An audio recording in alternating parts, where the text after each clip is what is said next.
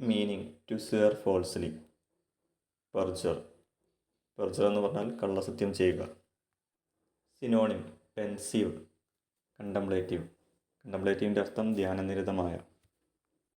Meaning ഗാർലെസ്, talkative. ഗാർലെസ്സിൻ്റെ അർത്ഥം talkative, അതായത് അതിഭാഷകനായ. Colt is the younger one of horse, അതായത് കുതിരയുടെ ചെറുതിനെയാണ് കോൾട്ട് എന്ന് പറയാം. Synonym amicable, friendly. അമിക്കബിൾ എന്ന് പറഞ്ഞാൽ സൗഹൃദപരമായ. Opposite word cautious, recluse.